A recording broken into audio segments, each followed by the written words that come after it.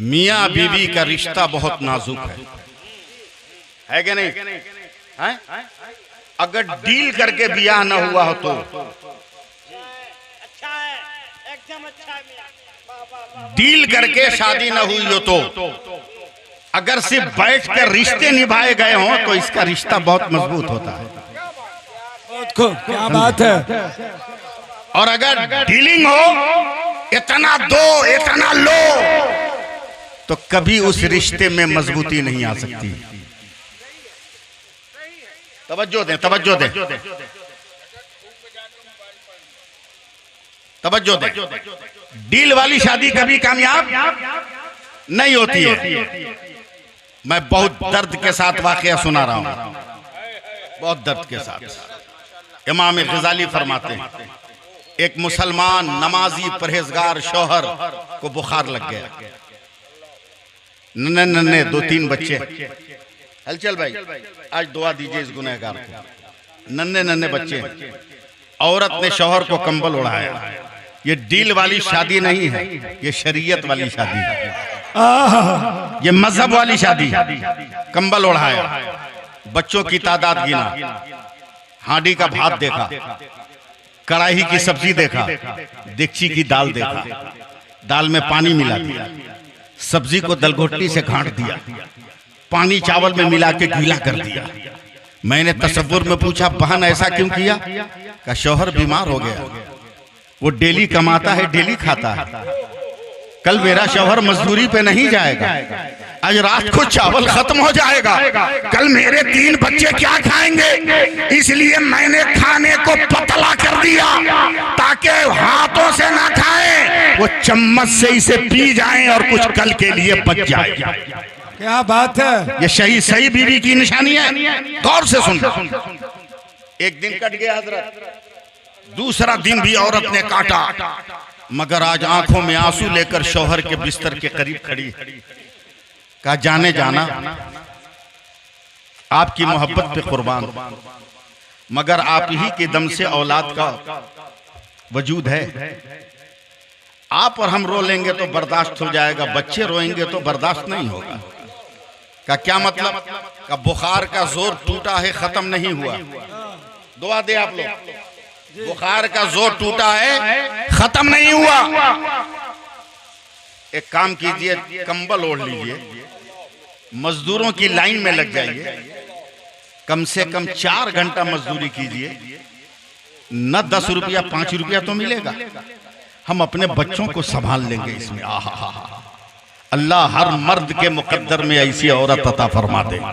आमीन बोल दो यार, आमीन। करोड़पति लखपति चाहते हो, स्कूटी चलाने वाली खोज रहे हो, बोलो सुभान अल्लाह, सुभान अल्लाह। चल भाई। कंबल ओढ़कर मजदूरों के लाइन में खड़ा कांप रहा। किसी सेठ साहूकार ने मजदूरी नहीं दिया, दोपहर को पलट रहा है। मैं एकदम आपके गांव में आ रहा हूं, पलट रहा है। जैसे ही रास्ते के किनारे मस्जिद के गेट पर आया, वैसे ही मुअज्जिन की आवाज कान में आई, हय्या अलस सलाह, हय्या अलल फलाह। सुभान अल्लाह। सुभान अल्लाह नहीं बोलोगे तो यही रुक के बुलवाऊंगा, जोर से बोलो सुभान अल्लाह। हय्या अलस सलाह, हय्या अलल फलाह। सुभान अल्लाह, सुभान अल्लाह। घर न जाकर मस्जिद गया, वजू किया, जमात से जोहर की नमाज पढ़ा। कभी जाऊंगा तो बीवी का दिल टूट जाएगा, असर की नमाज पढ़कर जाऊंगा। बलियावी साहब की बिला में उस दौर की बात कर रहा हूं जब बहुत मालदार आदमी के यहाँ नौकरी मिलती थी तो डेली मजदूरी नहीं देता था, 3 दिन पर एक बार मजदूरी देता था। शौहर असर की नमाज पढ़कर घर गया, बेगम ने छूटते ही पूछा, सर ताज कुछ जुगाड़ लगा? शौहर ने मुस्कुरा कर कहा, बेगम मालिक बहुत बड़ा है। अल्लाहु अकबर, अल्लाहु अकबर। कब कहोगे यार सुभान अल्लाह आप लोग? सुभान अल्लाह। मैं कितनी आसान उर्दू बोलूं, मेरी समझ में नहीं आ रहा। मालिक बहुत बड़ा है, मालिक बहुत बड़ा है। औरत मुस्कुराई, लगता है किस्मत का सितारा चमक गया है, किसी बड़े सेठ के यहाँ काम लग गया है। इस तमन्ना पे कह दिया था कि कल मजदूरी मिलेगी तो बात रह जाएगी।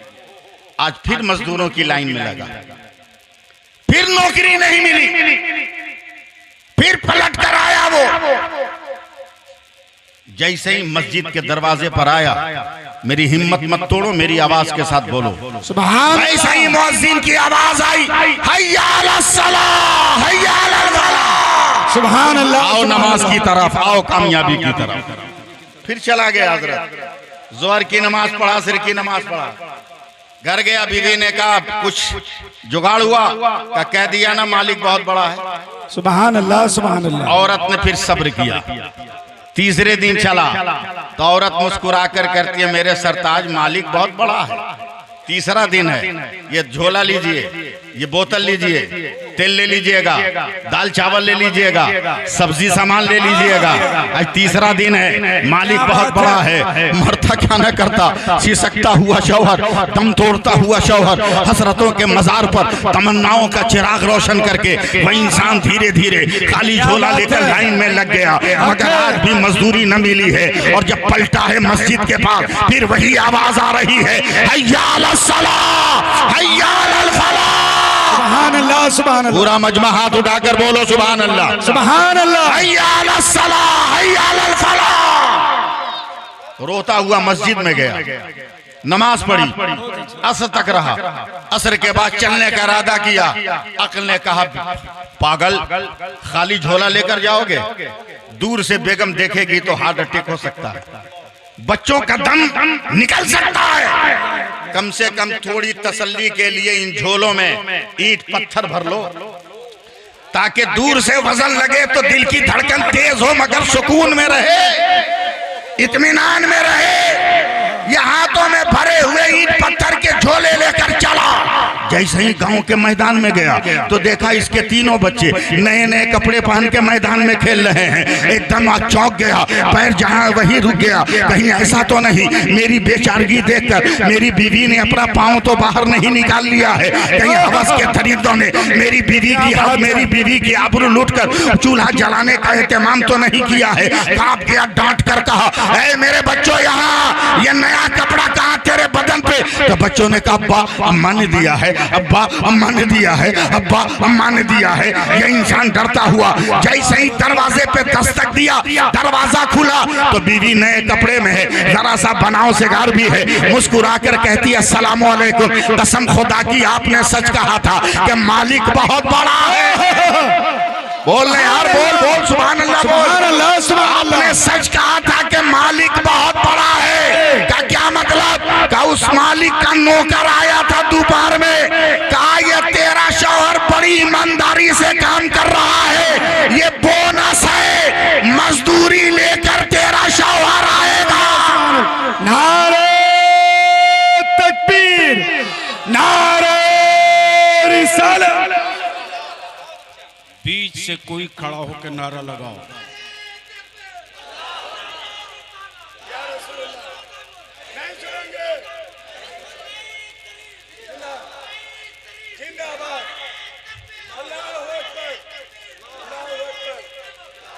इस तरफ कोई मुसलमान है मजबूत ईमान वाला तो खड़ा होकर जोर से नारा लगाओ, जवाब पूरा मजमा देगा। अकबर, अल्लाह अकबर, या रसूलुल्लाह, जिंदाबाद जिंदाबाद जिंदाबाद।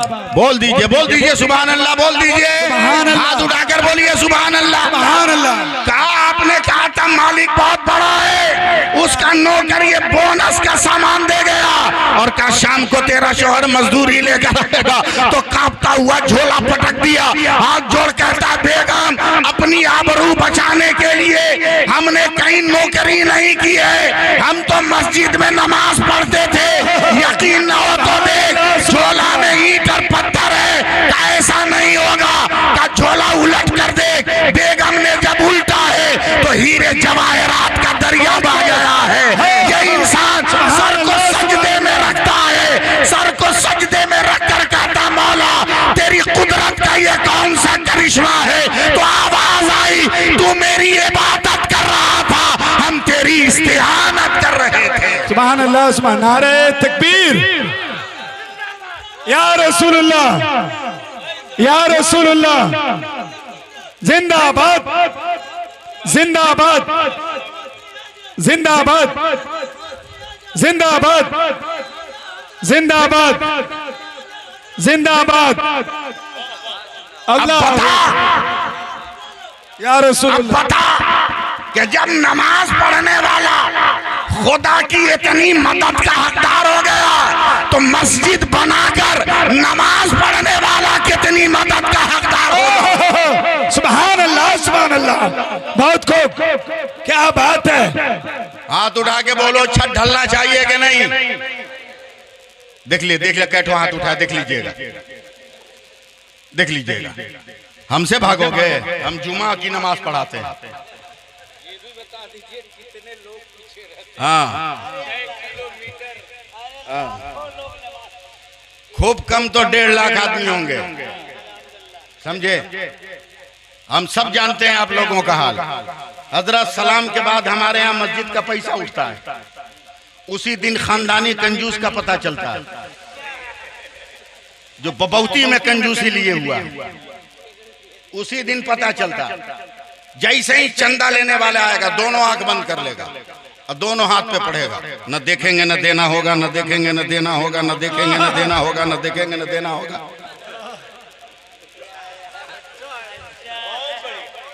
खानदानी कंजूसी। हर आदमी अगर इस गांव के हो तो पूरा आदमी हाथ उठाकर बोलो, ढलना चाहिए कि नहीं इसकी छत। अरे ढाल दो, ढाल दो, ढाल दो। हजरत एक बात आ गई ज़हन पे। एक आदमी का 5 बेटा है, हमारा भी 5 बेटा। एक आदमी का 5 बेटा, जमीन 6 कट्ठा, जमीन 6 कट्ठा। बाप ने कहा बेटा 5 तो घर बना दे तुम लोगों के लिए, जमीन 7 कट्ठा। बोला घर बना दे, कहा बना दीजिए। 5 घर बन गया मिट्टी का। सुनो बेटा, एक घर अपने लिए बना ले, का बना लीजिए। मिट्टी का घर, मिट्टी की लिपाई पोताई, फूस का छप्पर, बोरा का पर्दा। बाप बोलता है बेटा अगर कहो तो 7वां मकान भी बना दे। बोला वो का होगा, 5 हम, एक आप, 6 घर हो गया, 7वां क्या होगा। तो बाप कहता बेटा 7वां घर बनेगा ना तो उसमें हम लोग नमाज पढ़ेंगे, जो देखेगा वो उसको अल्लाह का घर कहेगा। क्या बात है। जो देखेगा उसको अल्लाह का घर कहेगा। का बना लीजिए। आज का बेटा नहीं बोलेगा बाप को। हाँ? कल का बेटा था, बोला बना लीजिए। 7वां घर बन गया, दीवार मिट्टी की उबड़ खाबड़, बच्चे मिट्टी सान कर चले उसको लीप के प्लेन करने। बाप ने कहा खबरदार, इस मिट्टी से इस मिट्टी की दीवार को मत लीपना। बोला क्या मतलब। बोला इसको उर्फे आम में अल्लाह का घर कहा जा रहा है, ये मेरी मजाल के हम अपनी मिट्टी से इसकी दीवार को लीप दें, ये मेरी जुर्रत का। बोला फिर, बोला कहीं से भी जन्नत की मिट्टी तलाश करो। बाप का ये हुक्म सुनकर 5वां बेटा बीमार हो गया। 4 बोरा लेके सुबह सोने निकला, शाम तक घुटना उठना, पैर और मुंह हाथ फोड़वा के चला है। बोला क्या हुआ। बोला जहां अच्छी खुशबू मिली वहां हाथ लगा दिए कि जन्नत की मिट्टी होगी, मगर नहीं मिली। छोटका होता तो वो भी जख्मी हो जाता। अच्छा हुआ कि बीमार हो गया। अब 4 बेटे और 5वां बाप। हलचल भाई, हलचल भाई, ये सारे लोग बात करते हुए सारे लोग घर के अंदर जा रहे हैं, घर के अंदर जा रहे हैं, सब लोग घर के अंदर जा रहे हैं। तो देखा जो 5वां बेटा था ना, आंगन में 1 बोरा कुछ लेके बैठा हुआ है। अब कब बोलोगे यार। सुभान अल्लाह। लेके बैठा। बाप ने पूछा अरे बेटा क्या है। सीना फुलाकर सर उठाकर बोलता है अब्बा जन्नत की मिट्टी। झूठा कहीं का, तू तू तो दिन भर घर से बाहर निकला नहीं, जन्नत की मिट्टी लाया कहां से? अब्बा किस्मत चमक गई थी इसीलिए घर से बाहर नहीं निकली। का क्या मतलब? का बुखार लगा था ना,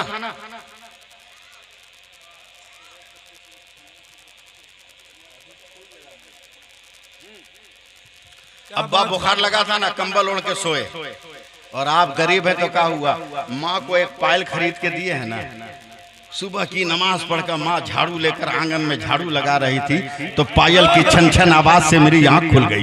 जैसे ही आंख खुली, माँ के कदमों को उठते गिरते देखा तो मुझको अपने पैगंबर की हदीस याद आ गई, ऐ लोगों कहाँ भटक रहे हो, तेरी जन्नत तो तेरे माँ के कदमों के नीचे है। सुभान अल्लाह, सुभान।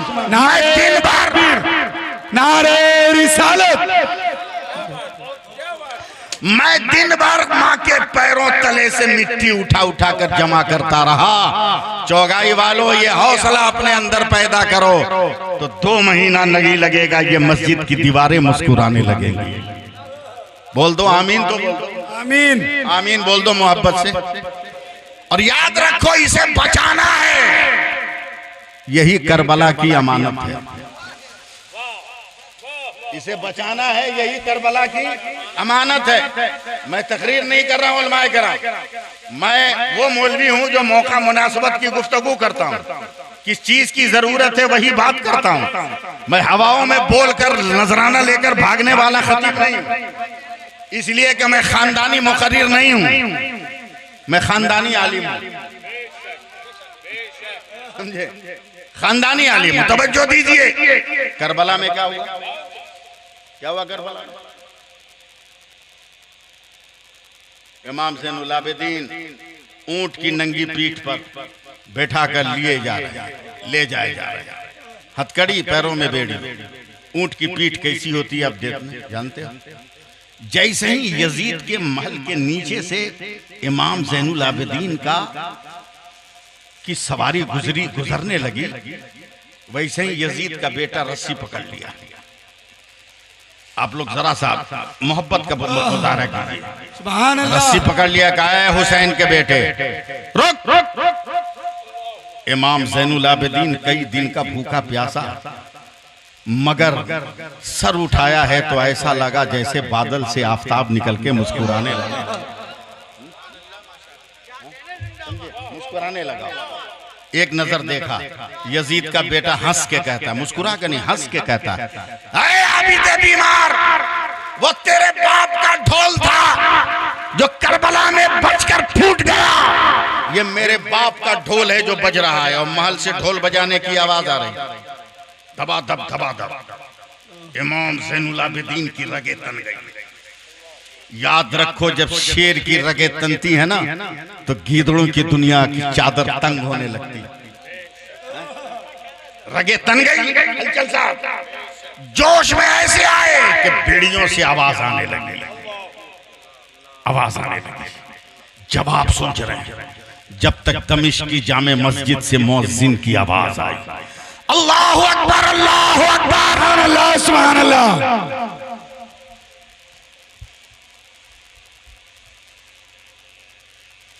फिर आवाज आई, अल्लाहु अकबर, अल्लाहु अकबर। एकदम तने हुए। मुअज्जिन ने कहा, अशहदु अन ला इलाहा इल्लल्लाह, अशहदु अन ला इलाहा इल्लल्लाह। इमाम ज़ैनुल आबिदीन की रगें तनी, यजीद के बेटे के चेहरे पे निगाह जमा दी। जैसे ही मुअज्जिन ने कहा, अशहदु अन्ना मुहम्मदर रसूलुल्लाह, तो इमाम ज़ैनुल आबिदीन ने बेड़िया बजा कर कहा, ए यजीद के बेटे सुन, वो तेरे बाप का ढोल था जो बजकर खामोश हो गया। ये मेरे नाना का नारा है, कल भी लग रहा था, आज भी लग रहा है, और कयामत के दिन तक लगता रहेगा। सुभान अल्लाह, सुभान अल्लाह। इसलिए मस्जिद को आबाद करो, मस्जिद को आबाद करो, समझे? दीन के राहों पर चलो। मैं एक पैगाम और देना चाहता हूं, इजाजत है? बोलिए भाई। हैं? अकीदा भी बचाऊं, आपकी इस्लाह भी करूं। इजाजत है?